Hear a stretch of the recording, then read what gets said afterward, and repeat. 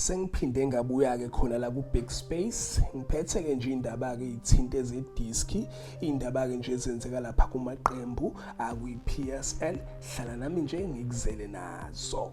Ngiphethe ke la indaba ke ishisayo mbukeli indaba ke nje izithinta abaqeqeshi bayo ke lapha iKaizer Chiefs okuyena ke uKendrick Kaze naye ke lapha uKhalil Ben Yusuf.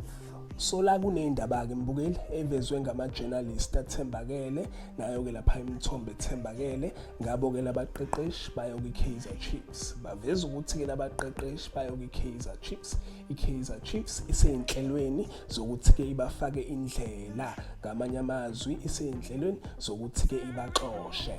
So ama-journalist ke laveza ukuthi ke iKaizer Chiefs imanagement yayo ibeke nomhlangano nabo ke labaqeqeshi and bagcine ke bevumelane ngokuthi ke kumele ke bewine lapha iSoweto Derby ukuze ke beqhubeke beqeqeshe ke lona iqembu la iKaizer Chiefs and uma ke behluleka ukuthi ke bewine ke iSoweto Derby and iChiefs izobe ke sibafaka indlela. And baphinde baveza ke futhi ukuthi ke iKaizer Chiefs ibisiqalile ke vele ibheka umqeqeshi omusha for isizini entsha.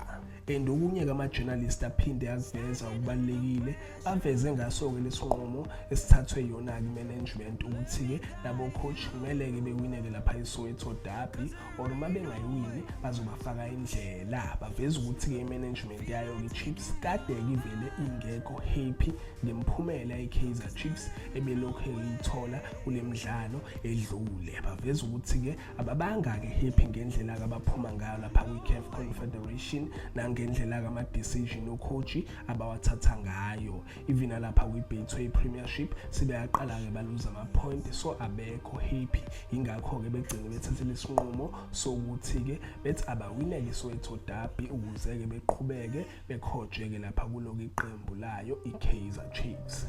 Zinjalo ke mbukeli yizo ke lezade ngiphathele zona ake ngithi ke nje danke ngiyazibongela.